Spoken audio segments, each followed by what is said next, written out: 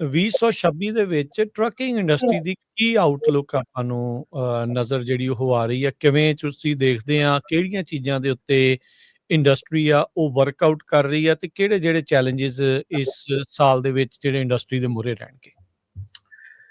Rajkaran wide ਜਿਹੜੇ range of interest ਔਰ ਜਿਹੜੇ ਇਸ਼ੂਜ਼ ਹੈਗੇ ਆ ਇਸ ਵੇਲੇ ਇੰਡਸਟਰੀ ਦੇ ਸਾਹਮਣੇ ਹੈਗੇ ਆ।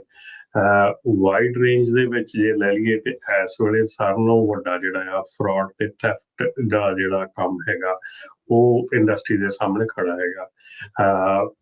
ਜਿਹੜੀ ਲਾਸਟ ਵੀਕ ਜਿਹੜੀ ਉੱਥੇ ਕੈਪੀਟਲ ਦੇ ਵਿੱਚ ਗੱਲਬਾਤ ਹੋਈ ਆ ਉਹਦੇ ਵਿੱਚ ਵੀ ਇਹ ਦੱਸਿਆ ਗਿਆ ਕਿ ਜਿਹੜਾ ਐਵਰੀ ਡੇ ਜਿਹੜਾ ਥੈਫਟ ਹੈਗਾ ਜਾਂ ਫਰਾਡ ਹੈਗਾ ਉਹ ਇੰਨਾ ਕੁ ਜ਼ਿਆਦਾ ਐਕਸਟੈਂਸਿਵ ਹੋ ਚੁੱਕਾ ਆ ਕਿ ਉਹਦੇ ਨਾਲ ਜਿਹੜੀ ਐਵਰੀ ਡੇ ਸਪਲਾਈ ਚੇਨ ਦੇ ਵਿੱਚ ਜਿਹੜੇ ਇਸ਼ੂ ਆ ਰਹੇ ਹੈਗੇ ਆ ਜਾਂ ਜਿਹੜੀਆਂ ਗਾਹ ਦੇ ਗਾਹ ਬੰਦਿਸ਼ ਜਾਂ ਜਿਹੜੀਆਂ ਪ੍ਰੋਬਲਮਸ ਆ ਕੈਰੀਅਰਸ ਦੇ ਉੱਤੇ ਆ ਉਹ ਵੱਧ ਰਹੀਆਂ ਹੈਗੀਆਂ। ਉਹਦੇ ਨਾਲ ਜਿਹੜਾ ਆਉਣ ਵਾਲਾ ਸਮਾਂ ਹੈਗਾ ਉਹਦੇ ਵਿੱਚ ਡੈਫੀਨੇਟਲੀ ਇਹ ਚੀਜ਼ ਜਿਹੜੀ ਆ ਇਹ ਹਾਵੀ ਰਹੂਗੀ। ਇਸ ਸਾਲ ਦੇ ਫਸਟ 6 months ਦੇ ਵਿੱਚ ਤਾਂ ਡੈਫੀਨੇਟਲੀ ਇਹ ਚੀਜ਼ ਆ ਹੈਵੀ ਹੈਗੀ ਆ। ਉਸ ਤੋਂ ਬਾਅਦ ਰਾਜਕਰਨ ਜਿਹੜੀ ਹੁਣ ਲਾਇਸੈਂਸ ਦੇ ਇਸ਼ੂ ਹੈਗੇ ਆ ਉਹ ਵੀ ਬਹੁਤ ਜੋਰ ਸ਼ੋਰ ਦੇ ਨਾਲ ਜਿਹੜੀਆਂ ਚੀਜ਼ਾਂ ਹੈਗੀਆਂ ਉਹਨਾਂ ਦੇ ਵਿੱਚ ਕੀਤੀਆਂ ਜਾ ਰਹੀਆਂ ਹੈਗੀਆਂ। ਇਸ ਵੇਲੇ ਜੇ ਗੱਲ ਕਰੀਏ ਤੇ ਜਿਹੜੀਆਂ ਸਟੇਟਸ ਹੈਗੀਆਂ ਉਹਨਾਂ ਨੇ ELP ਲਾਅ ਜਿਹੜੇ ਐਂਟਰੀ ਲੈਵਲ ਆਪਣਾ ਇੰਗਲਿਸ਼ ਲੈਂਗੁਏਜ ਪ੍ਰੋਫੀਸ਼ੀਐਂਸੀ ਲਾਅ ਜਿਹੜਾ ਹੈਗਾ ਉਹਦੇ ਉੱਤੇ ਜਿਹੜੇ ਆ ਹਰ ਸਟੇਟ ਜਿਹੜੀ ਆ ਕਾਫੀ ਸਟੇਟ ਜਿਹੜੀਆਂ ਉਹਨਾਂ ਨੇ ਇਹ ਲਾਅ ਜਿਹੜੇ ਆਪਣੀ ਬੁੱਕਸ ਤੇ ਬਣਾਉਣੇ ਸ਼ੁਰੂ ਕਰਤੇ ਔਰ ਸਟ੍ਰਿਕਟ ਲਾਅ ਬਣਾਉਣੇ ਸ਼ੁਰੂ ਕਰਤੇ ਆ। ਕਿਉਂਕਿ ਆਪਾਂ ਪਿਛਲੇ ਟਾਈਮ ਦੇ ਵਿੱਚ ਗੱਲ ਕੀਤੀ ਸੀ ਕਿ ਜਦੋਂ ELP ਦੇ ਥੱਲੇ ਕੋਈ ਡਰਾਈਵਰ ਆਊਟ ਆਫ ਸਰਵਿਸ ਹੁੰਦਾ ਤੇ ਉਹਦਾ ਕ੍ਰਾਈਟੇਰੀਆ ਕੀ ਹੁੰਦਾ, ਉਹਨੇ ਕੀ ਕਰਨਾ ਹੁੰਦਾ। ਸੋ ਇਸ ਵੇਲੇ ਵਾਇਓਮਿੰਗ, ਓਕਲਾਹੋਮਾ, ਮਿਜ਼ੂਰੀ ਜਿਹੜੇ ਆ ਉਹਨਾਂ ਨੇ ਇਸ ਚੀਜ਼ ਦੇ ਉੱਤੇ ਨਜ਼ਰ ਪਾਈ ਆ ਤੇ ਉਹਨਾਂ ਨੇ ਜਿਹੜੇ ਆਪਣੀ ਸਟੇਟ ਦੇ ਵਿੱਚ ਲਾਅ ਜਿਹੜੇ ਬਣਾਉਣੇ ਸ਼ੁਰੂ ਕੀਤੇ ਆ ਜਿਹਦੇ ਵਿੱਚ ਕੀ ਫਰਵਰੀ ਤੱਕ ਕਹਿ ਰਹੇ ਆ ਕਿ ਸ਼ਾਇਦ ਇੰਪਲੀਮੈਂਟ ਕਰ ਦੇਣਗੇ। ਜਿਹਦੇ ਵਿੱਚ ਕੀ ਜੇ ਪਹਿਲਾਂ ਤੁਹਾਡਾ ਫਸਟ ਅਫੈਂਸ ਆ ਕੁਛ ਇੱਕ ਸਟੇਟਸ ਜਿਹੜੀਆਂ ਹੈਗੀਆਂ ਵਾਇਓਮਿੰਗ ਦੇ ਵਿੱਚ ਹੈਗਾ ਤੁਹਾਡਾ ਫਸਟ ਅਫੈਂਸ ਜਿਹੜਾ ਆ ਉਹ $1000 ਤੇ ਫਾਈਨ ਹੈਗਾ ਤੇ ਉਸ ਤੋਂ ਬਾਅਦ ਉਹਨੂੰ ਬੈਨ ਕਰ ਦਿੱਤਾ ਜਾਊਗਾ CMV ਡਰਾਈਵ ਕਰਨ ਤੋਂ until unless ਦਾ ਡਰਾਈਵਰ ਜਿਹੜੀ ELP ਦੀ ਪ੍ਰੋਫੈਸ਼ਨਸੀ ਆ ਉਹ ਪ੍ਰੈਜ਼ੈਂਟ ਕਰੇ। ਜੇ ਉਹੀ ਡਰਾਈਵਰ ਦੁਆਰਾ ਡਰਾਈਵ ਕਰਨ ਦਾ ਫੜਿਆ ਜਾਂਦਾ ਆ ਤਾਂ ਉਹਨੂੰ ਫਿਰ $1000 ਫਾਈਨ ਤੇ 90 days ਇੰਪ੍ਰਿਜ਼ਨਮੈਂਟ ਉਹਦੀ ਜਿਹੜੀ ਹੈਗੀ ਆ। ਓਕਲਾਹੋਮਾ ਦੇ ਵਿੱਚ ਵੀ ਉਹਨਾਂ ਨੇ ਇਹੋ ਹੀ ਕੀਤਾ ਆ ਪਰ ਉਹਦੇ ਵਿੱਚ ਜਿਹੜਾ ਆ ਉਹਨਾਂ ਨੇ $3000 ਦਾ ਫਾਈਨ ਰੱਖਿਆ ਆ ਤੇ ਉਹਨਾਂ ਨੇ ਨਾਲ ਫਿਰ ਇਹ ਕਿਹਾ ਕਿ ਜਿਹੜੀ ਕੰਪਨੀ ਆਪਣੀ ਜਿਹੜਾ ਡਰਾਈਵਰ ਹੈਗਾ ਉਹਨੂੰ ਬੈਨ ਜਿੰਨਾ ਚਿਰ ਤੱਕ ਉਹ ਇੰਗਲਿਸ਼ ਪ੍ਰੋਫੀਸ਼ੀਐਂਸੀ ਦਿਖਾਉਂਦਾ ਨਹੀਂ। ਜੇ ਦੁਬਾਰਾ ਉਹ ਡਰਾਈਵਰ ਡਰਾਈਵ ਕਰਦਾ ਫੜਿਆ ਜਾਂਦਾ $1000 ਫਾਈਨ ਤੇ 90 days ਦੀ ਇੰਪ੍ਰਿਜ਼ਨਮੈਂਟ ਆ। ਉਹ ਤੋਂ ਬਾਅਦ ਚ ਮਿਜ਼ੂਰੀ ਜਿਹੜਾ ਹੈਗਾ ਮਿਜ਼ੂਰੀ ਦੇ ਵਿੱਚ ਵੀ $3000 ਦੀ ਆ ਜਿਹੜਾ class D first time violators found guilty of a class D misdemeanor $500 ਦੀ ਹੈਗੀ ਆ। ਪਰ ਉਹਦੇ ਵਿੱਚ ਇੱਕ ਚੀਜ਼ ਉਹਨਾਂ ਨੇ ਜਿਹੜੀ ਮਿਜ਼ੂਰੀ ਵਾਲਿਆਂ ਨੇ ਕੀਤੀ ਆ ਉਹਨਾਂ ਨੇ ਇਹ ਕੀਤਾ ਕਿ ਨਾਲ ਦੇ ਨਾਲ $3000 ਜਿਹੜਾ ਆ ਉਹ ਕੰਪਨੀ ਨੂੰ ਫਾਈਨ ਵੀ ਰੱਖਿਆ ਆ। ਸੋ ਇਹ ਚੀਜ਼ਾਂ ਜਿਹੜੀਆਂ ਇਹ ਹੁਣ ਕਾਫੀ ਸਟ੍ਰੇਨ ਜਿਹੜੀ ਪਾਉਣ ਜਾ ਰਹੀਆਂ ਡਰਾਈਵਰ ਦੀ ਜਿਹੜੀ ਅਵੇਲੇਬਿਲਿਟੀ ਦੇ ਉੱਤੇ ਆ ਹੋਰ ਕਈ ਚੀਜ਼ਾਂ ਦੇ ਉੱਤੇ ਆ। ਜਿਹੜਾ ਡਰਾਈਵਰ ਲਾਇਸੈਂਸ ਦਾ ਐਗਜ਼ਾਮ ਹੈਗਾ ਉਹਦੇ ਉੱਤੇ ਕਾਫੀ ਕੰਮ ਚੱਲ ਰਿਹਾ ਹੈਗਾ। ਬਹੁਤ ਸਟੇਟਸ ਜਿਹੜੀਆਂ ਡਿਫਰੈਂਟ ਲੈਵਲ ਤੇ ਉੱਤੇ ਕੰਮ ਕਰ ਰਹੀਆਂ ਹੈਗੀਆਂ ਕਿ ਕਿਵੇਂ ਉਹਦੇ ਵਿੱਚ ਜਿਹੜੀ ਆ ਉਹ ਠੀਕ ਕਰਨਾ। ਜਿਹੜਾ ਥਰਡ ਪਾਰਟੀ ਟੈਸਟਰ ਹੈਗੇ ਆ ਉਹਨਾਂ ਦੇ ਉੱਤੇ ਜਿਹੜੀ ਆ ਗੱਲ ਚੱਲ ਰਹੀ ਹੈ ਕਿ ਕੀ ਉਹ ਰੱਖੇ ਜਾਣੇ ਆ ਨਹੀਂ ਰੱਖੇ ਜਾਣੇ। ਬਹੁਤ ਜਿਹੜੇ ਰੂਲ ਐਂਡ ਰੈਗੂਲੇਸ਼ਨਸ ਆ ਇਸ ਵੇਲੇ ਟਾਈਟਨ ਹੋ ਰਹੇ ਹੈਗੇ ਆ। ਸੋ ਆਹ ਜਿਹੜਾ ਸਾਲ ਹੈਗਾ ਇਹ 'ਚ ਡੈਫੀਨੇਟਲੀ ਆਉਣ ਵਾਲੇ ਸਾਲ ਦੇ ਵਿੱਚ ਇਹ ਚੀਜ਼ ਦੇਖਣ ਵਾਲੀ ਰਹੂਗੀ ਕਿ ਜਿਹੜੇ ਇਹ ਰੂਲ ਐਂਡ ਰੈਗੂਲੇਸ਼ਨਸ ਨਵੇਂ ਬਣ ਰਹੇ ਆ ਇਹ ਆਉਣ ਵਾਲੇ ਸਮੇਂ ਦੇ ਵਿੱਚ ਕਪੈਸਿਟੀ ਦੇ ਉੱਤੇ ਕਿੱਦਾਂ ਦਾ ਅਸਰ ਪਾਉਂਦੇ ਆ ਤੇ ਉਹਦੇ ਨਾਲ ਫਿਰ ਆਪਾਂ ਨੂੰ ਪਤਾ ਲੱਗੂਗਾ ਕਿ ਆਉਣ ਵਾਲੇ ਸਮੇਂ ਦੇ ਵਿੱਚ ਇੰਡਸਟਰੀ ਜਿਹੜੀ ਆ ਉਹ ਕਿੱਧਰ ਜਾਂਦੀ ਆ।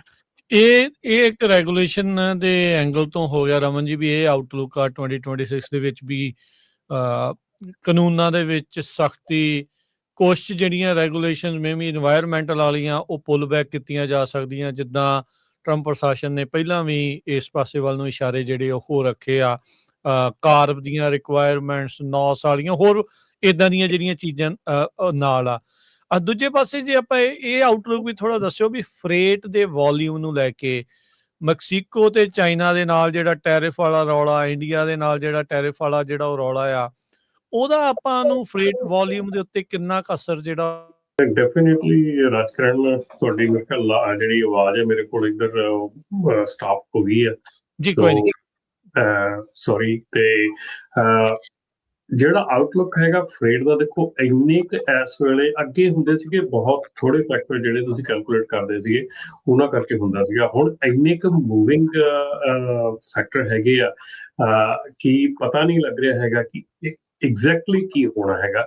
ਬਹੁਤ ਜਿਹੜਾ ਫਰੇਟ ਬਾਹਰੋਂ ਆਉਣ ਵਾਲਾ ਸੀ, ਆ ਰਿਹਾ ਜਾਂ ਆਉਣਾ ਆ, ਟੈਰਿਫ ਦੀ ਜਿਹੜੀ ਆ ਪ੍ਰੋਬਲਮ ਕਰਕੇ ਚੱਲਦੇ ਕਰਕੇ ਬਹੁਤ ਜਿਹੜਾ ਫਰੇਟ ਹੈਗਾ ਉਹ ਇਧਰ ਡਿਵਰਟ ਹੋ ਰਿਹਾ ਕਿਸੇ ਹੋਰ ਕੰਟਰੀਆਂ 'ਚ, ਜਾਂ ਉਹ ਜਿਹੜਾ ਫਰੇਟ ਹੈਗਾ ਆ, ਜਾਂ ਉਹ ਬਹੁਤ ਘੱਟ ਆਰਡਰ ਹੋ ਰਿਹਾ, ਕਿਉਂਕਿ ਜਿਹੜੇ ਸਮਾਨ ਦੇ ਉੱਤੇ 50% ਵੀ ਟੈਰਿਫ ਹੈਗਾ ਆ, ਆਬਵੀਅਸਲੀ ਆਪਾਂ ਨੂੰ ਪਤਾ ਹੈ ਕਿ ਜਿਹੜੀ ਕੀਮਤ ਹੋ ਜਾਂਦੀ ਹੈ ਤੇ ਉਹਦੇ ਨਾਲ ਉਹ ਆਰਡਰ ਜਿਹੜੇ ਆ ਉਹ ਕਾਫੀ ਘਟ ਜਾਣਗੇ।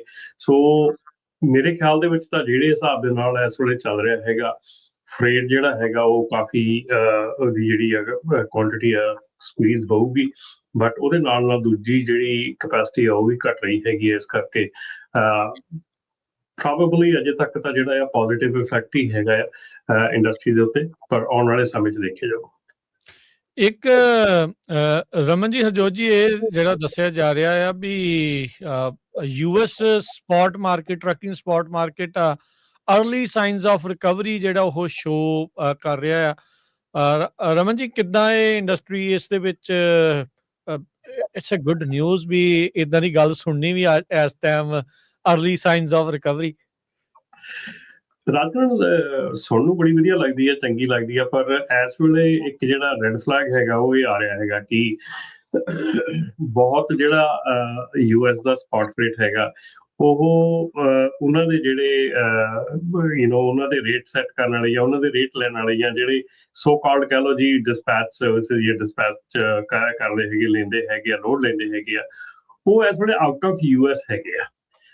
ਉਹਨਾਂ ਦੇ ਕਰਕੇ ਇਸ ਇੰਡਸਟਰੀ ਦੇ ਕੀ ਅਸਰ ਪੈਣਾ ਹੈਗਾ ਉਹ ਆਪਾਂ ਸਾਰਿਆਂ ਨੂੰ ਪਤਾ ਹੈਗਾ ਕਿ ਜਿਹੜਾ ਇਨਸਾਨ ਇੱਥੇ ਨਹੀਂ ਬੈਠਾ ਹੈਗਾ ਜਾਂ ਇੱਥੇ ਉਹ ਕਦੀ ਆਇਆ ਨਹੀਂ ਹੈਗਾ ਯੂਐਸ ਦੇ ਵਿੱਚ, ਉਹ ਕਿਸੇ ਵੀ ਕੰਟਰੀ 'ਚ ਬਾਹਰ ਬੈਠਾ ਹੈਗਾ, ਚਾਹੇ ਉਹ ਇੰਡੀਆ, ਪਾਕਿਸਤਾਨ, ਯੂਕਰੇਨ, ਵਾਟਐਵਰ ਕਿਹੜੇ ਵੀ ਕੰਟਰੀ 'ਚ ਬੈਠਾ ਹੈਗਾ, ਉਹ ਜੇ ਇੱਥੋਂ ਦੇ ਲੋਡਾਂ ਦੇ ਰੇਟਸ ਜਿਹੜੇ ਆ ਉਹ ਸੈੱਟ ਕਰਨ ਦੀ ਕੋਸ਼ਿਸ਼ ਕਰ ਰਿਹਾ, ਜਾਂ ਉਹ, ਮੈਂ ਇਹ ਨਹੀਂ ਕਹੂੰਗਾ ਸੈੱਟ ਕਰਨ ਦੀ ਕੋਸ਼ਿਸ਼ ਕਰ ਰਿਹਾ, ਮੈਂ ਇਹ ਕਹੂੰਗਾ ਕਿ ਉਹ ਲੋਡ ਲੈਣ ਦੀ ਕੋਸ਼ਿਸ਼ ਕਰ ਰਿਹਾ ਤੇ ਉਹ ਤੇ ਬਿਡਿੰਗ ਕਰ ਰਿਹਾ, ਉਹਦੀ ਬਿਡਿੰਗ ਵਰਸਸ ਜਿਹੜੀ ਯੂਐਸ ਦੀ ਬਿਡਿੰਗ ਹੈਗੀ ਆ ਉਹ ਬਹੁਤ ਜ਼ਿਆਦਾ ਜ਼ਮੀਨ ਆਸਮਾਨ ਦਾ ਫਰਕ ਹੈਗਾ। ਸੋ ਆਈ ਥਿੰਕ ਜਿਹੜਾ ਇਸ ਵੇਲੇ ਇਸ਼ੂ ਇਹ ਖੜਾ ਹੋਣ ਜਾ ਰਿਹਾ, ਜਿਹੜਾ ਰੈੱਡ ਫਲੈਗ ਮੈਂ ਕਿਹਾ ਹੈਗਾ, ਉਹ ਇਹ ਖੜਾ ਹੋਣ ਜਾ ਰਿਹਾ ਕਿ ਜਿਵੇਂ ਜਿਵੇਂ ਅਸੀਂ ਬਾਹਰ ਆਪਣਾ ਜਿਹੜਾ ਕੰਮ ਜਿਹੜਾ ਲੈ ਕੇ ਜਾ ਰਹੇ ਹੈਗੇ ਆ, ਉਹਨਾਂ ਲੋਕਾਂ ਦੇ ਹੱਥ ਦੇ ਵਿੱਚ ਜਿਨ੍ਹਾਂ ਨੂੰ ਇੰਡਸਟਰੀ ਦੇ ਬਾਰੇ 'ਚ ਕੁਛ ਨਹੀਂ ਪਤਾ ਹੈਗਾ, ਇੱਥੋਂ ਦੀ ਲੋਕਲ ਏਰੀਏ ਬਾਰੇ ਕੁਛ ਨਹੀਂ ਪਤਾ ਹੈਗਾ, ਡਰਾਈਵਿੰਗ ਬਾਰੇ ਕੁਛ ਨਹੀਂ ਪਤਾ ਹੈਗਾ, ਸੋ ਤੁਸੀਂ ਵੈਲ ਇਮੈਜਿਨ ਕਰ ਸਕਦੇ ਆ ਕਿ ਉਹਦੇ ਹੱਥ ਦੇ ਵਿੱਚ ਤੁਸੀਂ ਆਪਣਾ ਕਾਰੋਬਾਰ ਦੇ ਰਹੇ ਆ, ਆਪਣਾ ਕੰਮ ਦੇ ਰਹੇ ਆ,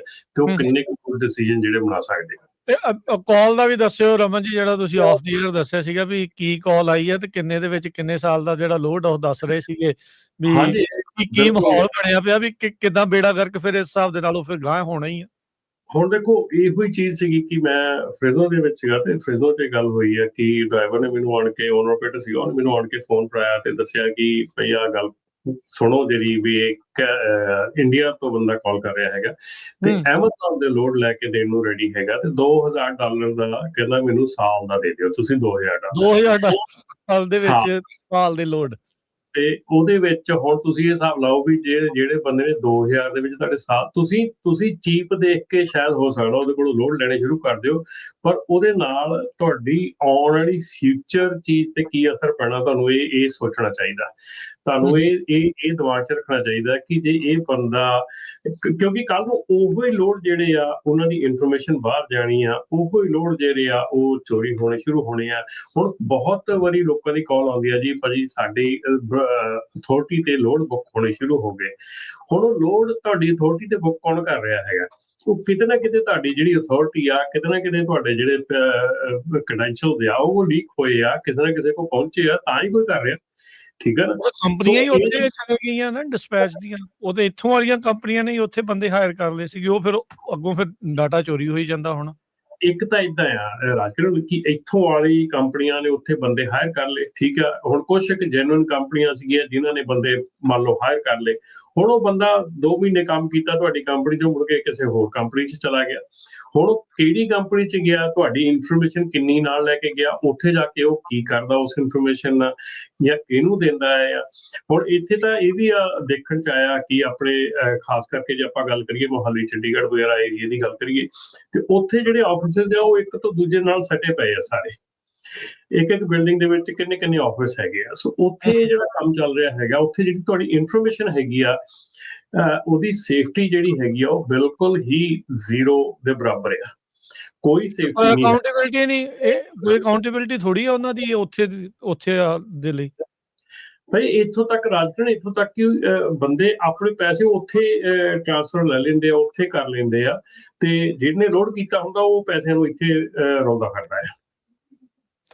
ਹੁਣ ਤੁਸੀਂ ਇਹ ਵੀ ਦੇਖੋ ਨਾ, ਇਹ ਕੇਸ ਦੇ ਵਿੱਚ ਬੰਦਾ ਲਾਲਚ ਨੂੰ, ਜਿੰਨਾ ਤੁਸੀਂ ਕਿਹਾ ਵੀ ਗਰੀਡ ਨੂੰ ਕਰ ਵੀ ਲਓ ਵੀ ਚੱਲ 2000 ਦੇ ਵਿੱਚ ਸਾਲ ਦੇ ਲੋਡ, ਅਗਲਾ 2000 ਲੈ ਕੇ ਭੱਜ ਗਿਆ, ਬਾਅਦ ਲੋਡ ਨਾ ਫੜਾਇਆ, ਫਿਰ ਕਿਸੇ ਹੋਰ ਦਊਂਗੇ ਥਾਂ ਤੇ। ਕੋਈ ਅਕਾਊਂਟੇਬਿਲਟੀ ਨਹੀਂ ਉਹਦੀ ਅਕਾਊਂਟੇਬਿਲਟੀ ਕੋਈ ਜਵਾਬ ਦੇ ਹੈ ਮੈਂ ਕਿਹੜਾ ਕੋਈ ਜਵਾਬ ਦੇ ਥੋੜੀ ਆ। ਉੱਥੇ ਕੋਈ ਬੰਦਾ ਬੈਠਾ, ਉੱਥੇ ਜੋ ਮਰਜ਼ੀ ਉੱਥੇ ਬੈਠੇ ਸਰਹੱਦੋਂ ਪਾਰ ਜੋ ਮਰਜ਼ੀ ਕਰੀ ਜਾਣ ਉੱਥੇ।